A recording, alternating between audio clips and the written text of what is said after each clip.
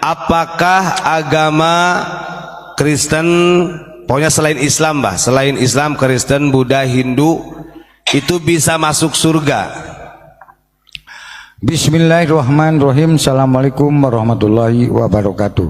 Assalamualaikum warahmatullahi wabarakatuh. Alhamdulillah wa syukurillah sebangsa dan setanah air. Agama disebut lintas agama, apakah itu masuk surga? Ya masuk. Karena apa? Sudah ada gardu masing-masing. Betul nggak? Nabinya siapa? Atau malaikat siapa? Atau ulamanya siapa? Pemimpinnya siapa? Itu sudah ada channel-channelnya. Betul nggak? Ada juru kunci-kuncinya. Masuk surga. Masa Islam aja yang masuk surga? Ya enggak. Pasti atuh para nabi yang lain pasti protes, betul nggak? Nah, jadi kita ini harus sadar, jangan saling membenci. Oh, agama ini dibenci, agama ini dibenci, salah, nggak boleh. Kalau kita berpancasila, jangan sekali-kali menyakiti agama manapun. Tetap kita harus ramah tamah, cinta kasih sayang, sopan santun, dan jaga akhlak, betul nggak? Itu kalau kita, oh kenapa umat Islam ceramah di gereja? Loh, jangan lihat gerejanya, lihatlah akhlaknya. Di situ ada Injil sama Taurat, Zabur, Quran, betul atau tidak? Masalah ibadah mah lakum dinukum waliyadin, betul nggak? Lah iya, kita ini harus disaring dong. Makanya adanya lintas agama bukan hanya wah ngundang lintas agama diajak ngopi dan oh itu salah. Harus terjun ke lapangan. Hayo mari kita sama-sama gotong royong untuk Indonesia, Pancasila, Merah Putih, NKRI. Itulah lintas agama, disebut lintas iman. Insya Allah masuk surga, betul nggak? Gitu. Assalamualaikum warahmatullahi wabarakatuh. Alhamdulillah ala nikmatillah. Sahabat beriman yang dimuliakan Allah Subhanahu wa taala, alhamdulillah kita bisa berjumpa kembali pada channel ini. Dan pada kesempatan kali ini mari kita simak kajian dari guru kita Ustaz Adi Hidayat. Semoga apa yang beliau sampaikan nanti bisa kita amalkan dalam kehidupan kita sehari-hari. Mari kita simak bersama. Selamat mendengarkan. Tidakkah kita menyerupakan diri dengan orang Yahudi Nasrani bila kita meyakini hanya kita yang masuk surga sedangkan yang lainnya masuk neraka? Tayyib.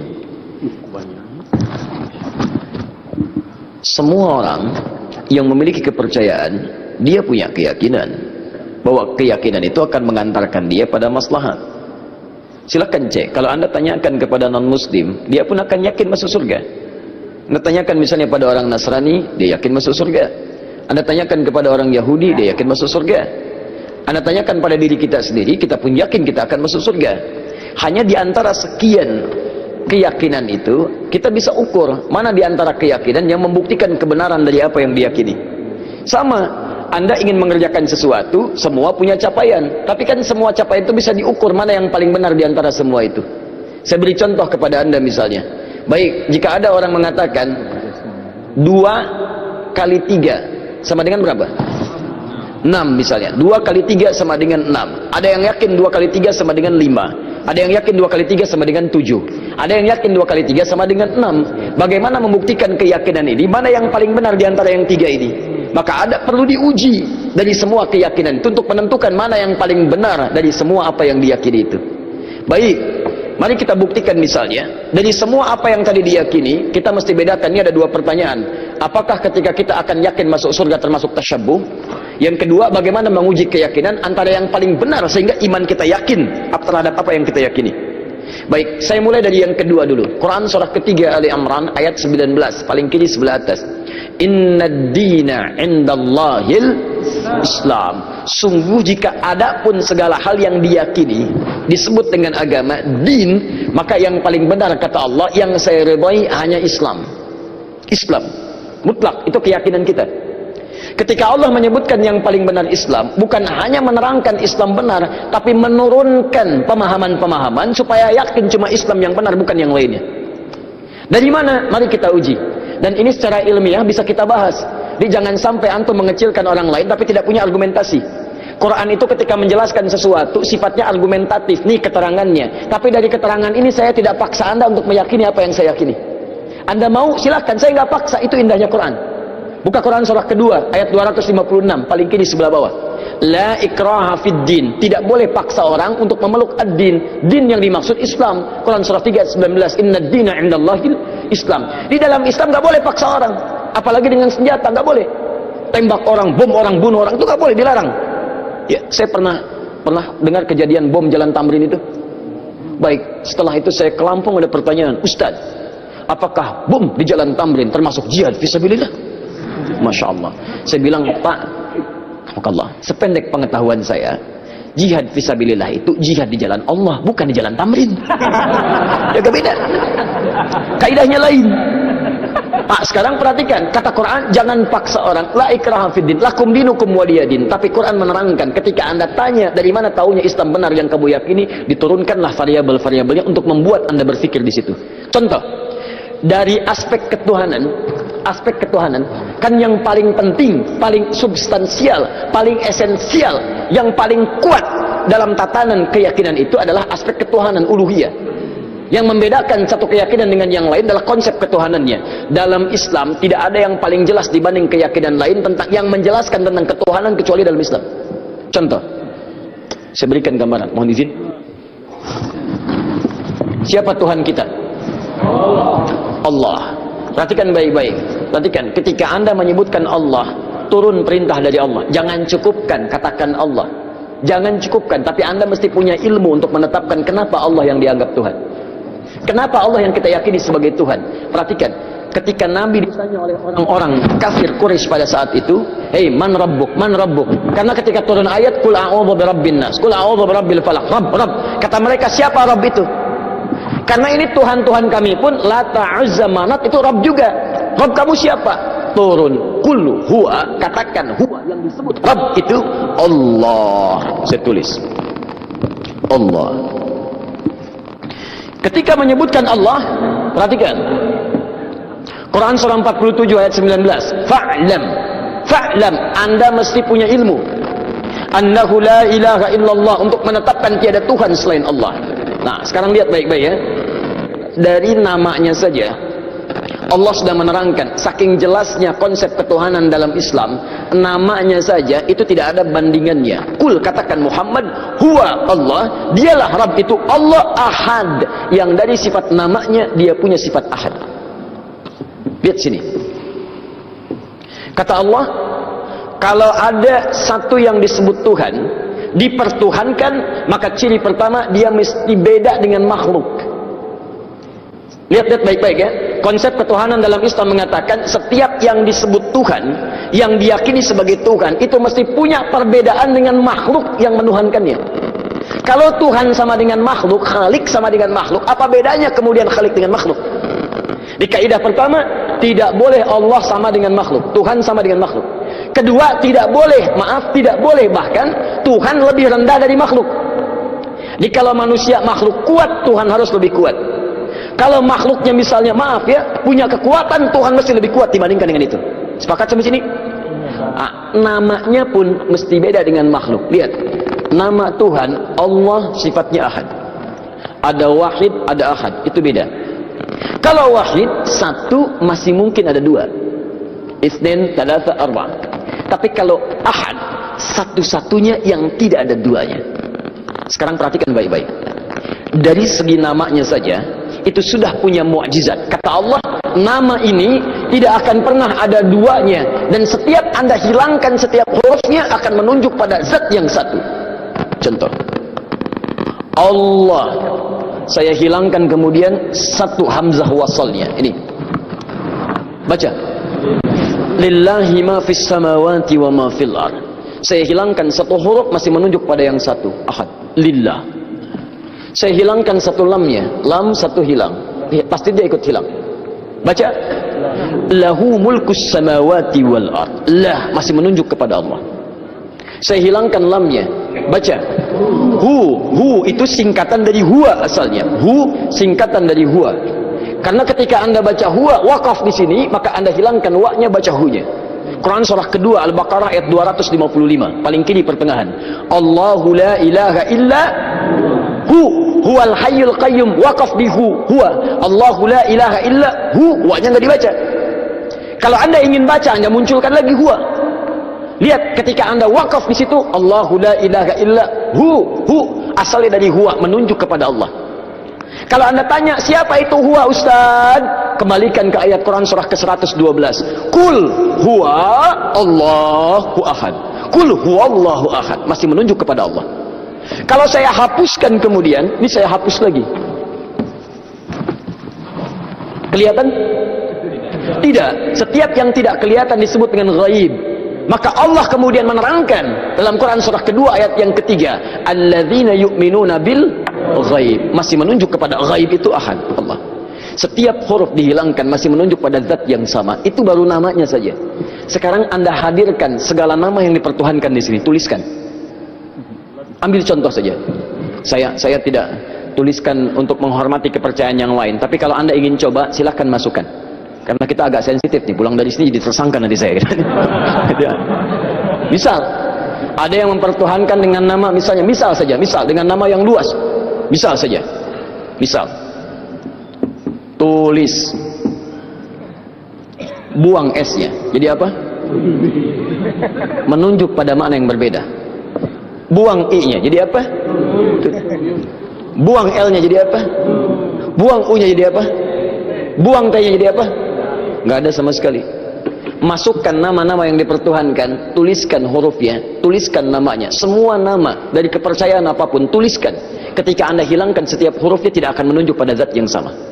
Perhatikan, dari namanya saja sudah menunjukkan bahwa ini nama bukan nama biasa. Jadi benar ketika Allah mengatakan memilih namanya fa'lam annahu la ilaha illallah, ini menunjukkan keyakinan yang paripurna. Baru namanya. Saya belum bicara rububiyahnya, saya belum bicara asma wa sifatnya, itu saya baru bicara tentang namanya saja. Maka kalau namanya saja sudah punya mukjizat jauh dibandingkan yang lainnya, maka bagaimana kemudian kita menolaknya sebagai Tuhan? Belum yang lainnya, lam yalid wa lam yulad, tidak diperanak dan tidak diperanakan.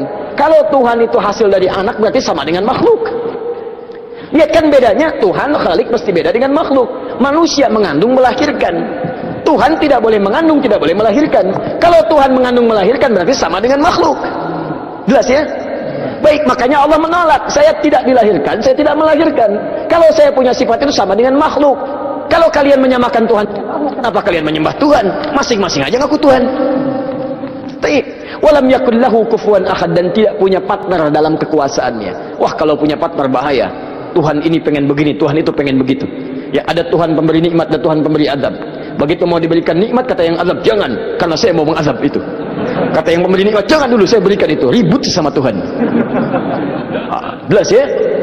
Jadi kalau kita meyakini misalnya Islam agama yang hak, kemudian itu mengantarkan kita ke surga. Ketika Anda yakin dengan Allah disebut beriman. Iman syarat pertama mengantarkan ke surga. Karena itu ketika Allah menyebutkan kalimat surga pertama dalam Quran surah kedua Al-Baqarah ayat 25, paling kanan sebelah atas, maka disebut kalimat iman dulu. Wa basyiril ladzina amanu wa 'amilus salihati anna lahum jannatin tajri min tahtihal anhar. Berikan kabar pada orang-orang beriman dan beramal soleh, maka mereka mendapat kesempatan untuk bisa masuk ke dalam surganya Allah yang mengalir sungai-sungai keindahan di dalamnya. Jadi ini yang pertama. Jadi kalau ada misalnya, mohon maaf, orang-orang meyakini, oh agama saya benar mengantarkan ke surga, kita bisa uji dengan keterangan-keterangan dalam Al-Quran. Jelas ya? Tayyib. Sekarang apakah kalau orang Yahudi Nasrani meyakini masuk surga, kita meyakini sama tasyabbuh? Anda pahami dulu apa itu tasyabbuh. Sehingga dengan memahami kalimatnya kita bisa menerangkan hukumnya. Nah, sekarang ini banyak orang menyimpulkan satu hukum tapi tidak paham dengan esensinya. Tasyabbuh itu artinya menyerupai perbuatan-perbuatan yang dengan penyerupaan itu mengesankan dia bagian dari orang yang mengerjakannya. Misal, tasyabbuh itu dibagi dua. Tasyabbuh yang bukan sama sekali, nggak boleh, yang terkait dengan ibadah. Antum kenal Kiai Haji Muhammad Hashim bin Asy'ari pendiri NU? Kenal di mana? Luar biasa memang ini. Utsman bin Affan kenal, ini Umar bin Khattab kenal, luar biasa ya. Kiai Hashim kenal, dia sudah wafat, beliau sudah lama wafatnya. Kiai Haji Muhammad Hashim bin Asy'ari bin Abdul Wahid bin Abdul Halim dikenal dengan Sultan Hadi Wijaya. Ya, atau dikenal dengan Pangeran Benawa bin Abdullah, dikenal dengan Joko Tingkir bin Abdul Aziz bin Abdul Fattah bin Abdul Rahman, Warid Jadan Aidul Yakin, anak dari Sunan Giri. Baik, anak Maulana Ishaq, anak dari Sunan Giri. Jadi masih nyambung ke Sunan Giri. Saya sebutkan tadi malam, ya, Sunan Giri punya beberapa anak, diantaranya adalah terhubung kepada ayahandanya Maulana Ishaq. Subhanallah, itulah tadi penyampaian yang sangat luar biasa yang sudah disampaikan oleh guru kita Ustaz Adi Hidayat. Sahabat beriman yang dimuliakan Allah Subhanahu wa taala, tetaplah di channel ini karena kajian beliau belum selesai dan masih banyak hal-hal menarik yang akan disampaikan oleh beliau. Selamat mendengarkan. Beliau mendirikan Nahdlatul Ulama tanggal 31 Januari tahun 1926, menulis 19 kitab. Saya punya semua kumpulan kitab beliau. Itu kitab keduanya namanya Risalah Ahlus Sunnah wal Jamaah. Buka di halaman ke-14, paling kanan sebelah atas, baris yang kelima sampai 7, ujung baris yang kelima sampai ke baris nomor 7. Itu beliau mencontohkan tasyabbuh paling gampang dipahami yang terjadi di Pulau Jawa dan sekitarnya di Nusantara. Dibuka di halaman ke-9, paling kiri sebelah atas, faslun, fasal pembahasan fi dhuhuril bid'ah fi ardi Jawa, tentang munculnya bid'ah. Bid'ah di sini bukan masalah fikih tapi akidah, keyakinan. Ya, di negeri Jawa, di Pulau Jawa. Kemudian wantisyariha wal mubtadi'ina fiha, dan penyebarannya bagaimana dia menyebar serta tokoh-tokohnya. Di antara yang disebut dengan bid'ah adalah tasyabbuh fil aqaid, menyerupakan dalam keyakinan-keyakinan di pemeluk lain. Apa di antaranya kata beliau? Pada masa penjajahan dulu itu, datanglah kemudian para penjajah, plus bukan dengan penjajahan saja tapi dengan keyakinannya. Mereka membangun kanais, pusat-pusat ibadah mereka.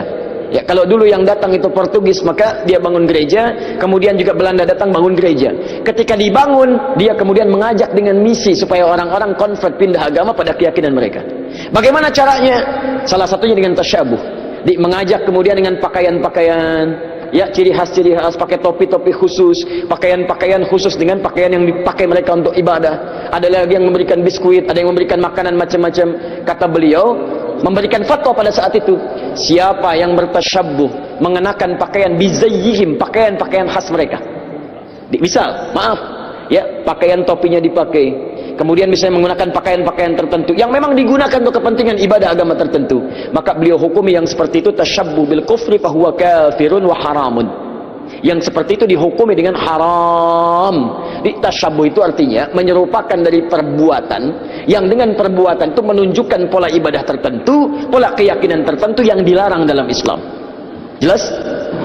Ada orang beda kepercayaan dengan kita, dia mengenakan pakaian, tak ikuti pakaian itu disebut tasyabbuh yang dilarang.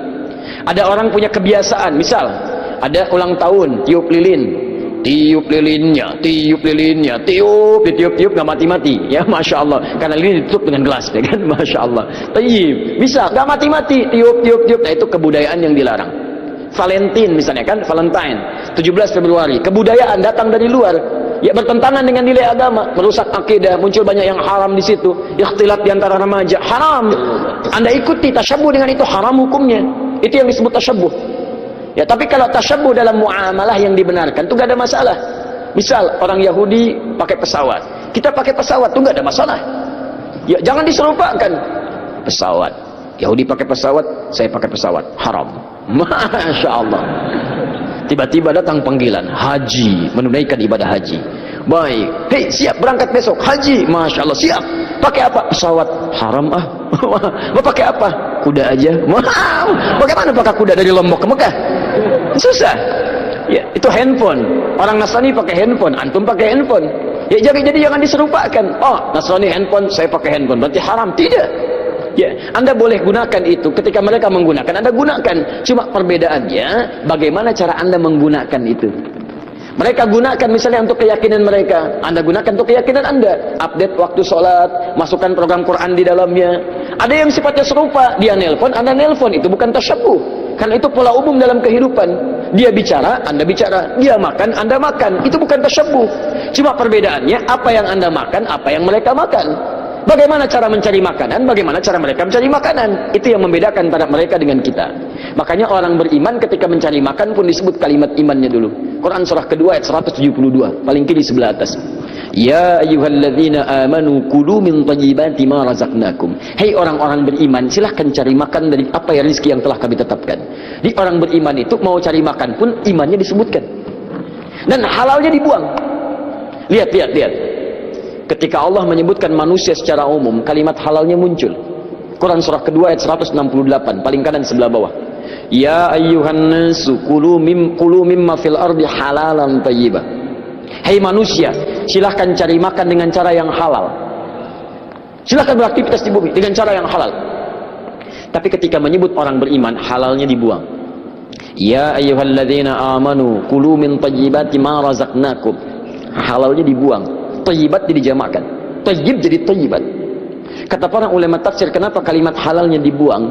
Karena orang beriman itu imannya akan otomatis menuntun dia pada yang halal. Jadi kalau anda mengaku beriman masih mencari yang haram, ada yang salah dalam iman anda. Ada yang keliru. Makanya orang beriman itu tidak mungkin melakukan perbuatan buruk. Datang ke kantor, tiba-tiba ada yang misalnya ngasih proyek yang tidak jelas, imannya akan menghentikan tangan dia untuk menyebut yang tidak jelas itu. Pak, silakan tanda tangan Pak. Ini ada tambahan untuk Bapak 100 juta. Begitu akan dilakukan, tangannya mustahil mengerjakan itu. Berhenti dia. Kok tidak tanda tangan Pak? Maaf, saya malu pada Allah subhanahu wa ta'ala. Karena iman saya menahan tangan saya berbuat maksiat. Telunjuk orang tahiyat tidak akan pernah mengerjakan maksiat. 100 juta Pak, gak bisa. 1 miliar Pak, saya istikharah dulu ya. Gak ada tawaran. Paham ya?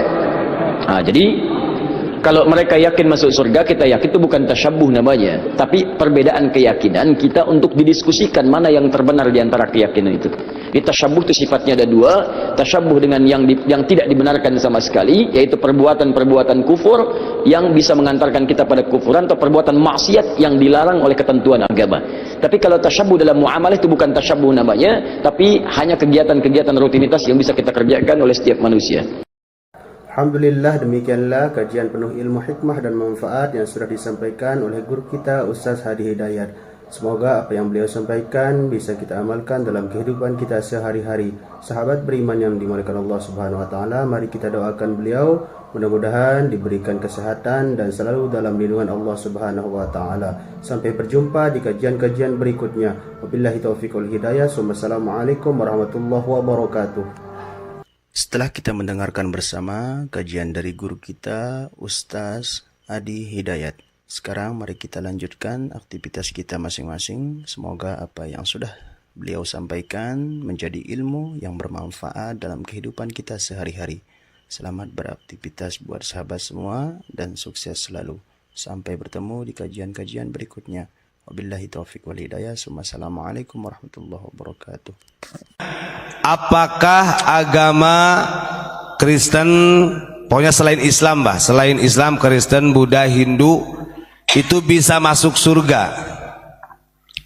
Bismillahirrahmanirrahim. Assalamualaikum warahmatullahi wabarakatuh. Assalamualaikum warahmatullahi wabarakatuh. Alhamdulillah wa syukurillah sebangsa dan setanah air. Agama disebut lintas agama, apakah itu masuk surga? Ya masuk. Karena apa? Sudah ada gardu masing-masing. Betul nggak? Nabinya siapa? Atau malaikat siapa? Atau ulamanya siapa? Pemimpinnya siapa? Itu sudah ada channel-channelnya. Betul nggak? Ada juru kunci-kuncinya. Masuk surga. Masa Islam aja yang masuk surga? Ya enggak. Pasti atuh para nabi yang lain pasti protes, betul nggak? Nah, jadi kita ini harus sadar, jangan saling membenci. Oh, agama ini dibenci, agama ini dibenci, salah, nggak boleh. Kalau kita berpancasila, jangan sekali-kali menyakiti agama manapun. Tetap kita harus ramah tamah, cinta kasih sayang, sopan santun dan jaga akhlak, betul nggak? Itu kalau kita, oh kenapa umat Islam ceramah di gereja? Loh, jangan lihat gerejanya, lihatlah akhlaknya. Di situ ada Injil sama Taurat, Zabur, Quran, betul atau tidak? Masalah ibadah mah lakum dinukum waliyadin, betul nggak? Lah iya, kita ini harus disaring dong.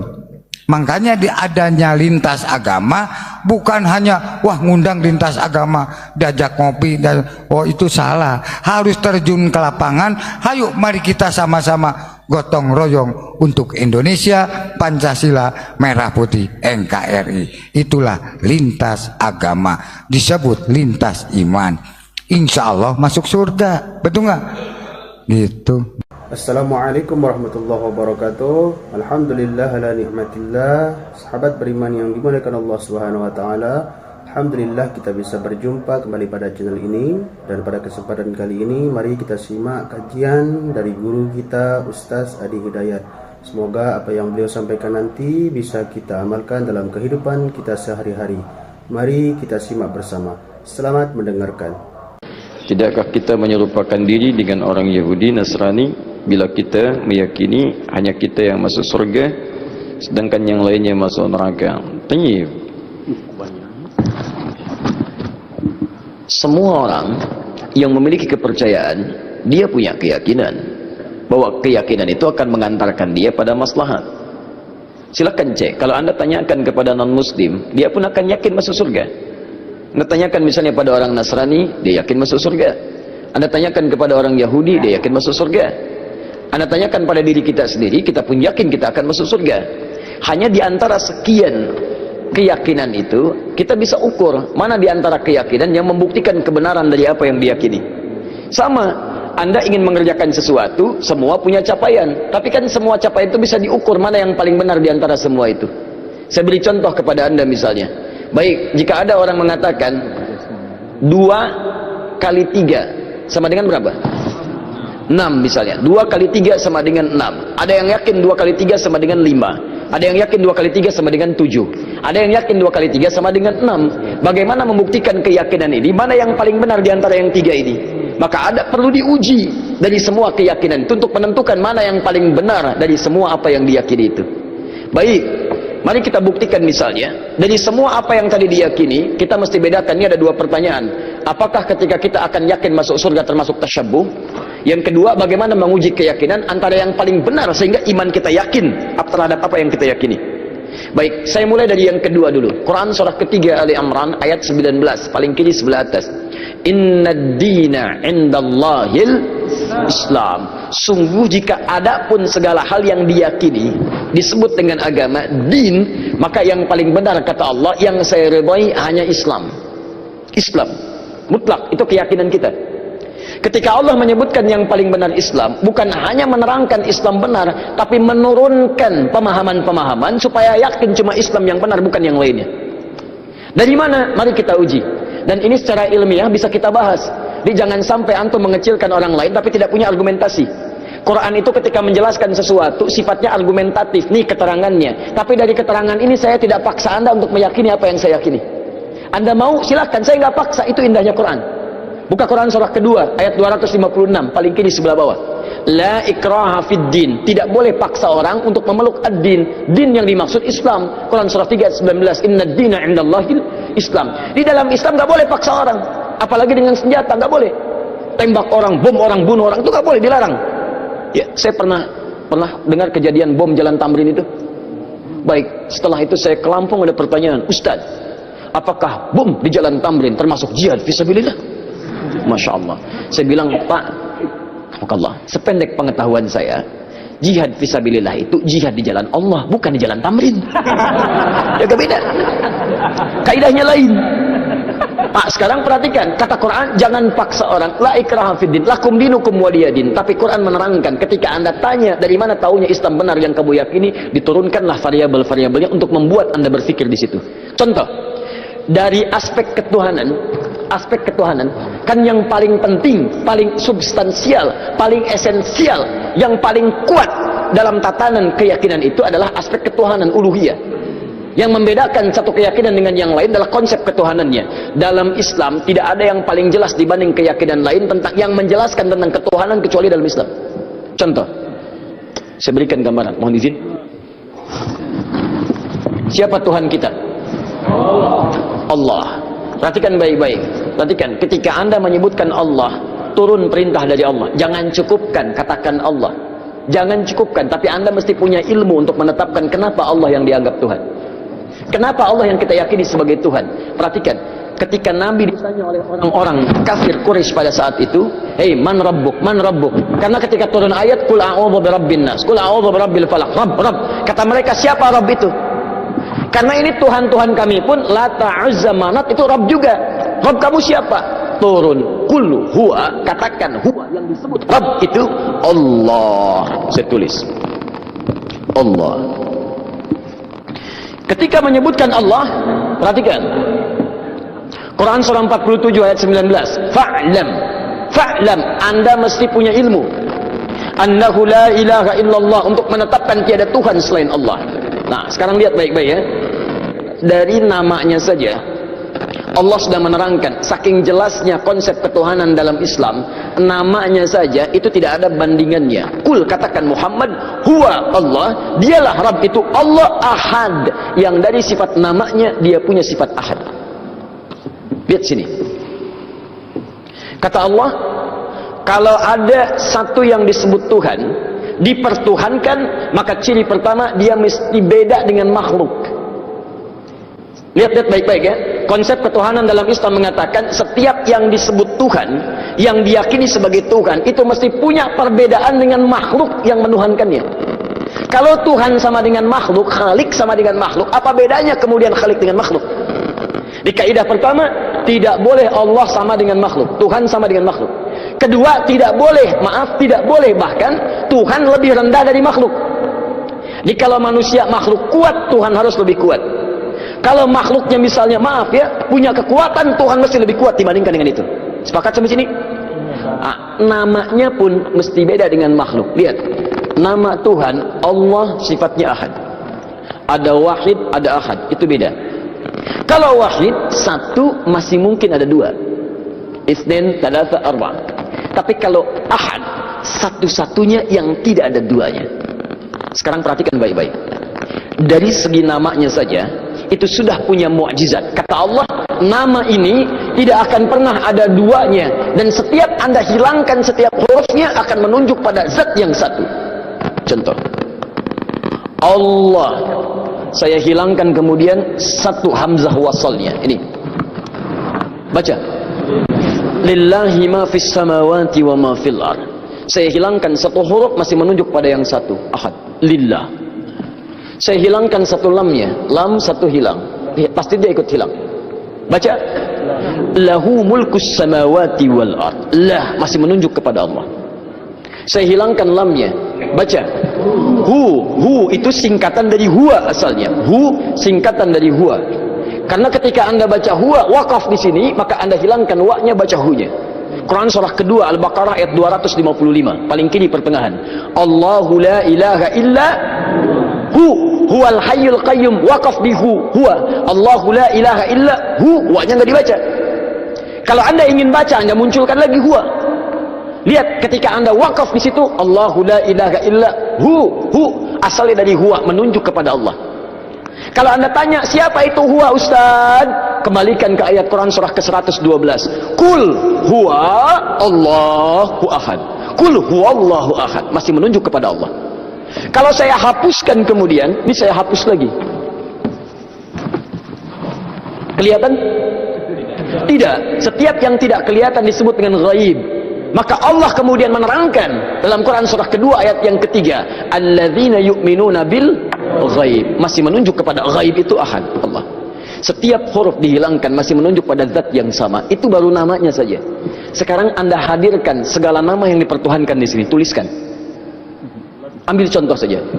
Saya tidak tuliskan untuk menghormati kepercayaan yang lain, tapi kalau Anda ingin coba, silakan masukkan. Karena kita agak sensitif nih, pulang dari sini jadi tersangka nanti saya. Misal, ada yang mempertuhankan dengan nama, misalnya, misal dengan nama yang luas. Misal saja.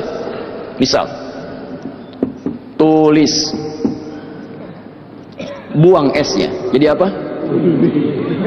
Menunjuk pada makna yang berbeda. Buang I-nya. Jadi apa? Buang L-nya jadi apa? Buang U-nya jadi apa? Buang T-nya jadi apa? Nggak ada sama sekali. masukkan nama-nama yang dipertuhankan, tuliskan hurufnya, tuliskan namanya, semua nama dari kepercayaan apapun, tuliskan. Ketika Anda hilangkan setiap hurufnya, tidak akan menunjuk pada zat yang sama. Perhatikan, dari namanya saja sudah menunjukkan bahwa ini nama bukan nama biasa. Jadi benar ketika Allah mengatakan memilih namanya fa'lam annahu la ilaha illallah, ini menunjukkan keyakinan yang paripurna. Baru namanya, saya belum bicara rububiyahnya, saya belum bicara asma wa sifatnya, itu saya baru bicara tentang namanya saja. Maka kalau namanya saja sudah punya mukjizat jauh dibandingkan yang lainnya, maka bagaimana kemudian kita menolaknya sebagai Tuhan? Belum yang lainnya, lam yalid wa lam yulad, tidak diperanak dan tidak diperanakan. Kalau Tuhan itu hasil dari anak, berarti sama dengan makhluk. Lihat kan bedanya, Tuhan Khalik mesti beda dengan makhluk. Manusia mengandung melahirkan, Tuhan tidak boleh mengandung, tidak boleh melahirkan. Kalau Tuhan mengandung melahirkan, berarti sama dengan makhluk. Jelas ya? Baik, makanya Allah menolak, saya tidak dilahirkan, saya tidak melahirkan. Kalau saya punya sifat itu sama dengan makhluk. Kalau kalian menyamakan Tuhan, kenapa kalian menyembah Tuhan? Masing-masing aja ngaku Tuhan. Walam yakul lahu kufuwan ahad, dan tidak punya partner dalam kekuasaannya. Wah, kalau punya partner bahaya. Tuhan ini pengen begini, Tuhan itu pengen begitu. Ya, ada Tuhan pemberi nikmat dan Tuhan pemberi azab. Begitu mau diberikan nikmat, kata yang azab, jangan, karena saya mau mengazab itu. Kata yang pemberi nikmat, jangan dulu, saya berikan itu. Ribut sama Tuhan. Jelas ya? Jadi kalau kita meyakini misalnya Islam agama yang hak, kemudian itu mengantarkan kita ke surga. Ketika Anda yakin dengan Allah, disebut beriman. Iman syarat pertama mengantarkan ke surga. Karena itu ketika Allah menyebutkan kalimat surga pertama dalam Quran surah kedua Al-Baqarah ayat 25, paling kanan sebelah atas, maka disebut kalimat iman dulu. Wa basyiril ladzina amanu wa 'amilus salihati anna lahum jannatin tajri min tahtihal anhar. Berikan kabar pada orang-orang beriman dan beramal soleh, maka mereka mendapat kesempatan untuk bisa masuk ke dalam surganya Allah yang mengalir sungai-sungai keindahan di dalamnya. Jadi ini yang pertama. Jadi kalau ada misalnya, mohon maaf ya, mohon maaf, orang-orang meyakini, oh agama saya benar mengantarkan ke surga, kita bisa uji dengan keterangan-keterangan dalam Al-Quran. Jelas ya? Tayyib. Sekarang apakah kalau orang Yahudi Nasrani meyakini masuk surga, kita meyakini sama tasyabbuh? Anda pahami dulu apa itu tasyabbuh. Sehingga dengan memahami kalimatnya kita bisa menerangkan hukumnya. Nah, sekarang ini banyak orang menyimpulkan satu hukum tapi tidak paham dengan esensinya. Tasyabbuh itu artinya menyerupai perbuatan-perbuatan yang dengan penyerupaan itu mengesankan dia bagian dari orang yang mengerjakannya. Misal, tasyabbuh itu dibagi dua. Tasyabbuh yang kurang sama sekali, tidak boleh, yang terkait dengan ibadah. Antum kenal Kiai Haji Muhammad Hashim bin Asy'ari pendiri NU? Kenal di mana? Ini luar biasa memang ini. Utsman bin Affan kenal, ini Umar bin Khattab kenal, luar biasa ya. Kiai Hashim kenal, dia sudah wafat, beliau sudah lama wafatnya. Kiai Haji Muhammad Hashim bin Asy'ari bin Abdul Wahid bin Abdul Halim. Abdul Halim dikenal dengan Sultan Hadi Wijaya, ya, atau dikenal dengan Pangeran Benawa bin Abdullah, dikenal dengan Joko Tingkir bin Abdul Aziz bin Abdul Fattah bin Abdul Rahman, Walid dan Aidul Yakin, anak dari Sunan Giri. Baik, anak Maulana Ishaq, anak dari Sunan Giri. Jadi masih nyambung ke Sunan Giri. Saya sebutkan tadi malam, ya, Sunan Giri punya beberapa anak, diantaranya adalah terhubung kepada ayahandanya Maulana Ishaq. Subhanallah, itulah tadi penyampaian yang sangat luar biasa yang sudah disampaikan oleh guru kita Ustaz Adi Hidayat. Sahabat beriman yang dimuliakan Allah Subhanahu wa taala, tetaplah di channel ini karena kajian beliau belum selesai dan masih banyak hal-hal menarik yang akan disampaikan oleh beliau. Selamat mendengarkan. Beliau mendirikan Nahdlatul Ulama tanggal 31 Januari tahun 1926, menulis 19 kitab. Saya punya semua kumpulan kitab beliau. Itu kitab keduanya, namanya Risalah Ahlus Sunnah wal Jamaah. Buka di halaman ke-14, paling kanan sebelah atas, baris yang kelima sampai 7, ujung baris yang kelima sampai ke baris nomor 7. Itu beliau mencontohkan tasyabbuh paling gampang dipahami yang terjadi di Pulau Jawa dan sekitarnya di Nusantara. Dibuka di halaman ke-9 paling kiri sebelah atas, faslun, fasal pembahasan fi dhuhuril bid'ah fi ardi Jawa, tentang munculnya bid'ah. Bid'ah di sini bukan masalah fikih tapi akidah, keyakinan. Ya, di negeri Jawa, di Pulau Jawa. Kemudian wantisyariha wal mubtadi'ina fiha, dan penyebarannya bagaimana dia menyebar serta tokoh-tokohnya. Di antara yang disebut dengan bid'ah adalah tasyabbuh fil aqaid, menyerupakan dalam keyakinan-keyakinan di pemeluk lain. Apa di antaranya kata beliau? pada masa penjajahan dulu itu, datanglah kemudian para penjajah, plus bukan dengan penjajahan saja, tapi dengan keyakinannya. Mereka membangun kanais, pusat-pusat ibadah mereka.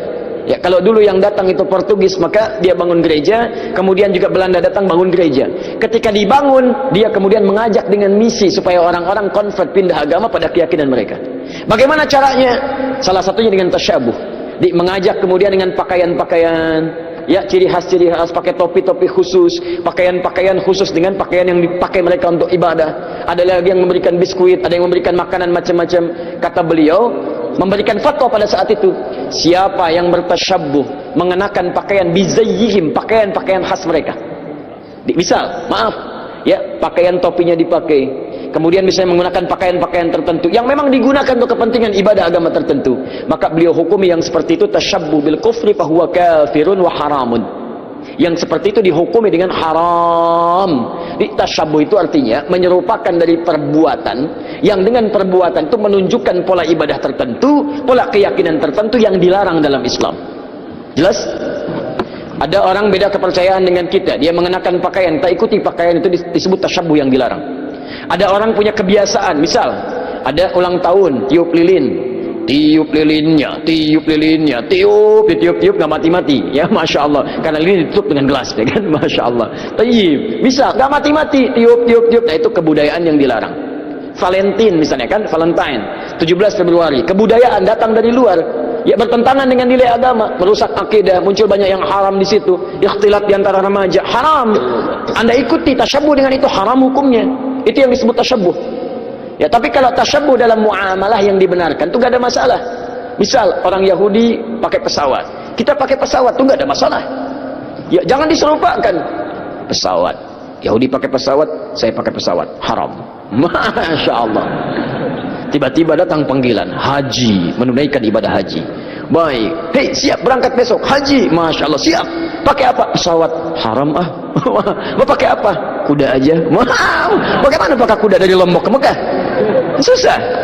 Ya, itu handphone. Orang Nasrani pakai handphone, antum pakai handphone. Ya, jadi jangan diserupakan. Oh, Nasrani handphone, saya pakai handphone, berarti haram. Tidak. Ya, Anda boleh gunakan itu ketika mereka menggunakan, Anda gunakan. Cuma perbedaannya bagaimana cara Anda menggunakan itu. Mereka gunakan misalnya untuk keyakinan mereka, Anda gunakan untuk keyakinan Anda. Update waktu sholat, masukkan program Quran di dalamnya. Ada yang sifatnya serupa, dia nelpon, Anda nelpon, itu bukan tasyabbuh. Karena itu pola umum dalam kehidupan. Dia bicara, Anda bicara. Dia makan, Anda makan. Itu bukan tasyabbuh. Cuma perbedaannya apa yang Anda makan, apa yang mereka makan. Bagaimana cara mencari makanan, bagaimana cara mereka mencari makanan. Itu yang membedakan antara mereka dengan kita. Makanya orang beriman ketika mencari makan pun disebut kalimat imannya dulu. Quran surah kedua ayat 172, paling kiri sebelah atas. Ya ayyuhalladzina amanu kulu min thayyibati ma razaqnakum. Hei orang-orang beriman, silahkan cari makan dari apa ya rezeki yang telah kami tetapkan. Di orang beriman itu mau cari makan pun imannya disebutkan. Dan halalnya dibuang. Lihat. Ketika Allah menyebutkan manusia secara umum, kalimat halalnya muncul. Quran surah kedua ayat 168, paling kanan sebelah bawah. Ya ayyuhan nasu kulu mimma fil ardi halalan thayyiba. Hei manusia, silahkan cari makan dengan cara yang halal. Silahkan beraktivitas di bumi dengan cara yang halal. Tapi ketika menyebut orang beriman, halalnya dibuang. Ya ayyuhalladzina amanu kulu min thayyibati ma razaqnakum. Halalnya dibuang. Thayyibat dijamakkan. Thayyib jadi thayyibat. Kata para ulama tafsir, kenapa kalimat halalnya dibuang? Karena orang beriman itu imannya akan otomatis menuntun dia pada yang halal. Jadi kalau Anda mengaku beriman masih mencari yang haram, ada yang salah dalam iman Anda. Ada yang keliru. Makanya orang beriman itu tidak mungkin melakukan perbuatan buruk. Datang ke kantor, tiba-tiba ada yang misalnya ngasih proyek yang tidak jelas, imannya akan menghentikan tangan dia untuk menyebut yang tidak jelas itu. Pak, silakan tanda tangan Pak, ini ada tambahan untuk Bapak 100 juta. Begitu akan dilakukan, tangannya mustahil mengerjakan itu, berhenti dia. Kok tidak tanda tangan Pak? Maaf, saya malu pada Allah subhanahu wa ta'ala, karena iman saya menahan tangan saya berbuat maksiat. Telunjuk orang tahiyat tidak akan pernah mengerjakan maksiat. 100 juta Pak, gak bisa. 1 miliar Pak, saya istikharah dulu ya. Gak ada tawaran. Paham ya? Nah, jadi Kalau mereka yakin masuk surga, kita yakin, itu bukan tasyabuh namanya, tapi perbedaan keyakinan kita untuk didiskusikan mana yang terbenar di antara keyakinan itu. Di tasyabuh itu sifatnya ada dua, tasyabuh dengan yang tidak dibenarkan sama sekali, yaitu perbuatan-perbuatan kufur yang bisa mengantarkan kita pada kufuran, atau perbuatan maksiat yang dilarang oleh ketentuan agama. Tapi kalau tasyabuh dalam muamalah itu bukan tasyabuh namanya, tapi hanya kegiatan-kegiatan rutinitas yang bisa kita kerjakan oleh setiap manusia. Alhamdulillah, demikianlah kajian penuh ilmu, hikmah dan manfaat yang sudah disampaikan oleh guru kita Ustaz Hadi Hidayat. Semoga apa yang beliau sampaikan bisa kita amalkan dalam kehidupan kita sehari-hari. Sahabat beriman yang dimuliakan Allah Subhanahu wa taala, mari kita doakan beliau mudah-mudahan diberikan kesehatan dan selalu dalam lindungan Allah Subhanahu wa taala. Sampai berjumpa di kajian-kajian berikutnya. Wabillahi taufiq wal hidayah. Wassalamualaikum warahmatullahi wabarakatuh. Setelah kita mendengarkan bersama kajian dari guru kita, Ustaz Adi Hidayat, sekarang mari kita lanjutkan aktivitas kita masing-masing. Semoga apa yang sudah beliau sampaikan menjadi ilmu yang bermanfaat dalam kehidupan kita sehari-hari. Selamat beraktivitas buat sahabat semua dan sukses selalu. Sampai bertemu di kajian-kajian berikutnya. Wabillahi taufiq wal hidayah. Wassalamualaikum warahmatullahi wabarakatuh. Apakah agama Kristen, pokoknya selain Islam, selain Islam, Kristen, Buddha, Hindu, itu bisa masuk surga? Bismillahirrahmanirrahim. Assalamualaikum warahmatullahi wabarakatuh. Assalamualaikum warahmatullahi wabarakatuh. Alhamdulillah wa syukurillah sebangsa dan setanah air. Agama disebut lintas agama, apakah itu masuk surga? Ya masuk, karena apa? Sudah ada gardu masing-masing. Betul nggak? Nabinya siapa? Atau malaikat siapa? Atau ulamanya siapa? Pemimpinnya siapa? Itu sudah ada channel-channelnya. Betul nggak? Ada juru kunci-kuncinya. Masuk surga. Masa Islam aja yang masuk surga? Ya enggak. Pasti atuh para nabi yang lain pasti protes, betul nggak? Nah, jadi kita ini harus sadar, jangan saling membenci. Oh, agama ini dibenci, agama ini dibenci, salah, nggak boleh. Kalau kita berpancasila, jangan sekali-kali menyakiti agama manapun. Tetap kita harus ramah tamah, cinta kasih sayang, sopan santun dan jaga akhlak, betul nggak? Itu kalau kita, oh kenapa umat Islam ceramah di gereja? Loh, jangan lihat gerejanya, lihatlah akhlaknya. Di situ ada Injil sama Taurat, Zabur, Quran, betul atau tidak? Masalah ibadah mah lakum dinukum waliyadin, betul nggak? Lah iya, kita ini harus disaring dong. Makanya adanya lintas agama bukan hanya wah ngundang lintas agama diajak ngopi dan oh itu salah, harus terjun ke lapangan. Hayo mari kita sama-sama gotong royong untuk Indonesia, Pancasila, merah putih, NKRI. Itulah lintas agama, disebut lintas iman. Insya Allah masuk surga, betul nggak? Gitu. Assalamualaikum warahmatullahi wabarakatuh. Alhamdulillah ala ni'matillah. Sahabat beriman yang dimuliakan Allah Subhanahu wa taala, alhamdulillah kita bisa berjumpa kembali pada channel ini. Dan pada kesempatan kali ini mari kita simak kajian dari guru kita Ustaz Adi Hidayat. Semoga apa yang beliau sampaikan nanti bisa kita amalkan dalam kehidupan kita sehari-hari. Mari kita simak bersama. Selamat mendengarkan. Tidakkah kita menyerupakan diri dengan orang Yahudi, Nasrani bila kita meyakini hanya kita yang masuk surga sedangkan yang lainnya masuk neraka? Tayyib. Semua orang yang memiliki kepercayaan, dia punya keyakinan bahwa keyakinan itu akan mengantarkan dia pada maslahat. Silakan cek, kalau Anda tanyakan kepada non-muslim, dia pun akan yakin masuk surga. Anda tanyakan misalnya pada orang Nasrani, dia yakin masuk surga. Anda tanyakan kepada orang Yahudi, dia yakin masuk surga. Anda tanyakan pada diri kita sendiri, kita pun yakin kita akan masuk surga. Hanya di antara sekian keyakinan itu, kita bisa ukur mana di antara keyakinan yang membuktikan kebenaran dari apa yang diyakini. Sama, Anda ingin mengerjakan sesuatu, semua punya capaian. Tapi kan semua capaian itu bisa diukur mana yang paling benar di antara semua itu. Saya beri contoh kepada Anda misalnya. Baik, jika ada orang mengatakan 2 kali 3 sama dengan berapa? 6 misalnya. 2 kali 3 sama dengan 6. Ada yang yakin 2 kali 3 sama dengan 5. Ada yang yakin 2 kali 3 sama dengan 7. Ada yang yakin 2 kali 3 sama dengan 6. Bagaimana membuktikan keyakinan ini? Mana yang paling benar di antara yang 3 ini? Maka perlu diuji dari semua keyakinan itu untuk menentukan mana yang paling benar dari semua apa yang diyakini itu. Baik, mari kita buktikan misalnya dari semua apa yang tadi diyakini, kita mesti bedakan. Ini ada 2 pertanyaan. Apakah ketika kita akan yakin masuk surga termasuk tasyabbuh? Yang kedua, bagaimana menguji keyakinan antara yang paling benar sehingga iman kita yakin terhadap apa yang kita yakini. Baik, saya mulai dari yang kedua dulu. Quran surah ketiga Ali Imran ayat 19, paling kiri sebelah atas.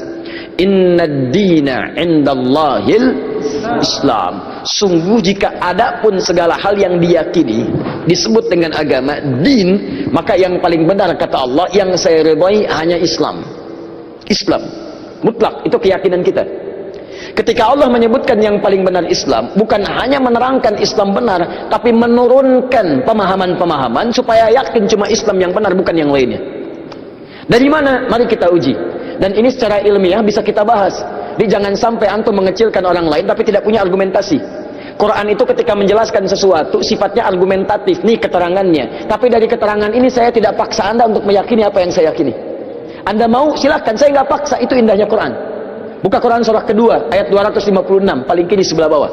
La ikraha fid din. Tidak boleh paksa orang untuk memeluk ad-din. Din yang dimaksud Islam. Quran surah 3 ayat 19. Innad dina indallahil Islam. Di dalam Islam nggak boleh paksa orang.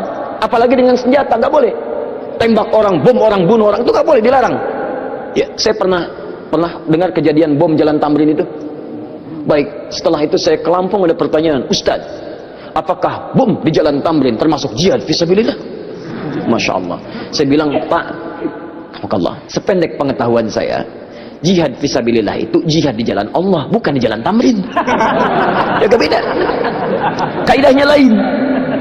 Pak, sekarang perhatikan, kata Quran, jangan paksa orang. La ikraha fiddin, lakum dinukum waliyadin. Tapi Quran menerangkan, ketika Anda tanya dari mana taunya Islam benar yang kamu yakini, diturunkanlah variabel-variabelnya untuk membuat Anda berpikir di situ. Contoh, dari aspek ketuhanan kan yang paling penting, paling substansial, paling esensial, yang paling kuat dalam tatanan keyakinan itu adalah aspek ketuhanan, uluhiyah. Yang membedakan satu keyakinan dengan yang lain adalah konsep ketuhanannya. Dalam Islam tidak ada yang paling jelas dibanding keyakinan lain tentang yang menjelaskan tentang ketuhanan kecuali dalam Islam. Contoh, saya berikan gambaran, mohon izin. Siapa Tuhan kita? Allah. Perhatikan baik-baik. Perhatikan, ketika Anda menyebutkan Allah, turun perintah dari Allah. Jangan cukupkan katakan Allah. Jangan cukupkan, tapi Anda mesti punya ilmu untuk menetapkan kenapa Allah yang dianggap Tuhan. Kenapa Allah yang kita yakini sebagai Tuhan? Perhatikan, ketika Nabi ditanya oleh orang-orang kafir Quraisy pada saat itu, "Hei, man rabbuk? Man rabbuk?" Karena ketika turun ayat, "Qul a'udzu birabbin nas, qul a'udzu birabbil falaq." Rabb. Kata mereka, siapa Rabb itu? Karena ini Tuhan-Tuhan kami pun la ta'uzza manat, itu Rabb juga. Rabb kamu siapa? Turun, qul huwa, katakan huwa, yang disebut Rabb itu Allah. Saya tulis Allah. Ketika menyebutkan Allah, perhatikan Quran surah 47 ayat 19, fa'lam, Anda mesti punya ilmu, annahu la ilaha illallah, untuk menetapkan tiada Tuhan selain Allah. Nah, sekarang lihat baik-baik ya. Dari namanya saja Allah sudah menerangkan, saking jelasnya konsep ketuhanan dalam Islam, namanya saja itu tidak ada bandingannya. Kul, katakan Muhammad, huwa Allah, dialah Rabb itu Allah Ahad, yang dari sifat namanya dia punya sifat Ahad. Lihat sini.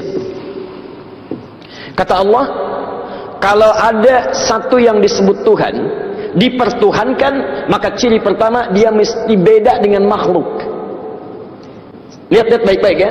Konsep ketuhanan dalam Islam mengatakan setiap yang disebut Tuhan, yang diyakini sebagai Tuhan, itu mesti punya perbedaan dengan makhluk yang menuhankannya. Kalau Tuhan sama dengan makhluk, Khalik sama dengan makhluk, apa bedanya kemudian Khalik dengan makhluk?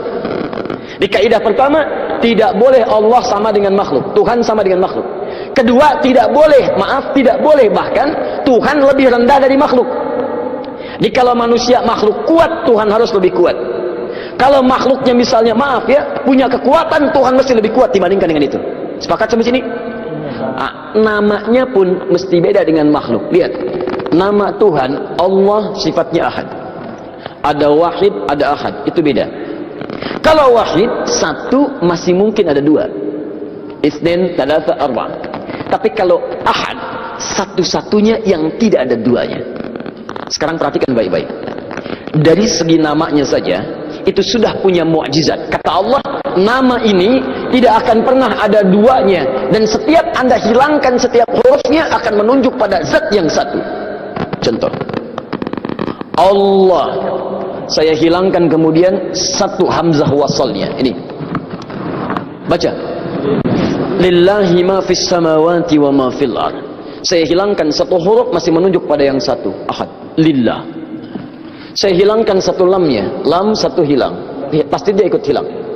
Baca, lahu mulkus samawati wal ard. Lah masih menunjuk kepada Allah. Saya hilangkan lamnya, baca, hu itu singkatan dari huwa asalnya. Hu singkatan dari huwa. Karena ketika Anda baca huwa wakaf di sini, maka Anda hilangkan wa-nya, baca hu-nya. Quran surah kedua Al-Baqarah ayat 255, paling kiri pertengahan. Allahu la ilaha illa huwal hayyul qayyum, waqaf di huwa. Allahu la ilaha illa wa-nya enggak dibaca. Kalau Anda ingin baca, Anda munculkan lagi huwa. Lihat, ketika Anda wakaf di situ, Allahu la ilaha illa asalnya dari huwa, menunjuk kepada Allah.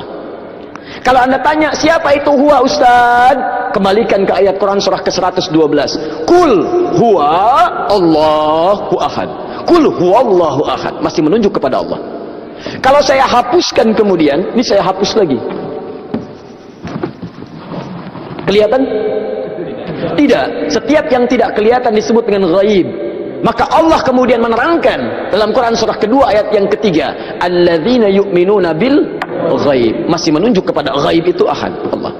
Setiap huruf dihilangkan masih menunjuk pada zat yang sama. Itu baru namanya saja. Sekarang Anda hadirkan segala nama yang dipertuhankan di sini, tuliskan. Ambil contoh saja. Saya tidak tuliskan untuk menghormati kepercayaan yang lain, tapi kalau Anda ingin coba, silakan masukkan. Karena kita agak sensitif nih, pulang dari sini jadi tersangka nanti saya. Misal, ada yang mempertuhankan dengan nama, misal dengan nama yang luas. Misal saja, tulis, buang S-nya, jadi apa? Menunjuk pada makna yang berbeda. Buang I-nya, jadi apa? Buang L-nya, jadi apa? Buang U-nya, jadi apa? Buang T-nya, jadi apa? Nggak ada sama sekali. Masukkan nama-nama yang dipertuhankan, tuliskan hurufnya, tuliskan namanya. Semua nama dari kepercayaan apapun, tuliskan. Ketika Anda hilangkan setiap hurufnya, tidak akan menunjuk pada zat yang sama. Perhatikan, dari namanya saja sudah menunjukkan bahwa ini nama bukan nama biasa.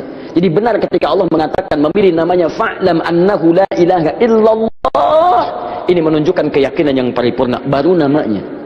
Saya belum bicara rububiyahnya, saya belum bicara asma wa sifatnya, itu saya baru bicara tentang namanya saja. Maka kalau namanya saja sudah punya mukjizat jauh dibandingkan yang lainnya, maka bagaimana kemudian kita menolaknya sebagai Tuhan? Belum yang lainnya, lam yalid wa lam yulad, tidak diperanak dan tidak diperanakan. Kalau Tuhan itu hasil dari anak, berarti sama dengan makhluk. Lihat kan bedanya, Tuhan Khalik mesti beda dengan makhluk. Manusia mengandung melahirkan, Tuhan tidak boleh mengandung, tidak boleh melahirkan. Kalau Tuhan mengandung melahirkan, berarti sama dengan makhluk. Jelas ya?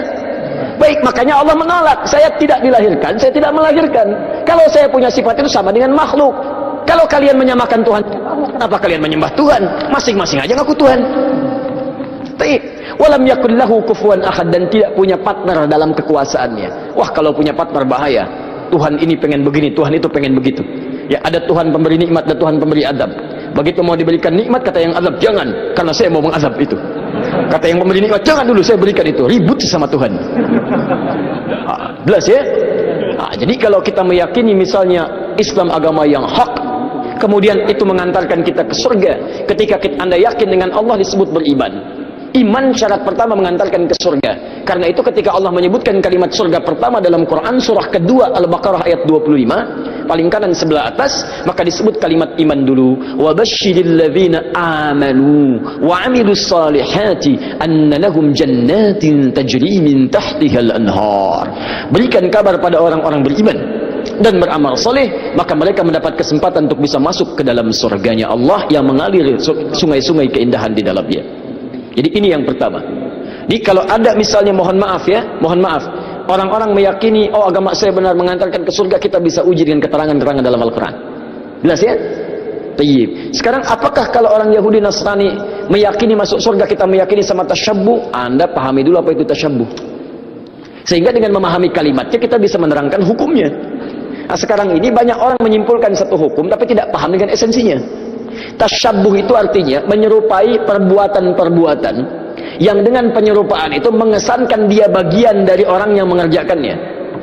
Misal, tasyabbuh itu dibagi dua. Tasyabbuh yang kurang sama sekali, nggak boleh, yang terkait dengan ibadah. Antum kenal Kiai Haji Muhammad Hashim bin Asy'ari pendiri NU? Kenal di mana? Luar biasa memang ini. Utsman bin Affan kenal, ini Umar bin Khattab kenal, luar biasa ya. Kiai Hashim kenal, dia sudah wafat, beliau sudah lama wafatnya. Kiai Haji Muhammad Hashim bin Asy'ari bin Abdul Wahid bin Abdul Halim. Abdul Halim dikenal dengan Sultan Hadiwijaya, ya, atau dikenal dengan Pangeran Benawa bin Abdullah, dikenal dengan Joko Tingkir bin Abdul Aziz bin Abdul Fattah bin Abdul Rahman, Warid Gadan Aidul Yakin, anak dari Sunan Giri. Baik, anak Maulana Ishaq, anak dari Sunan Giri.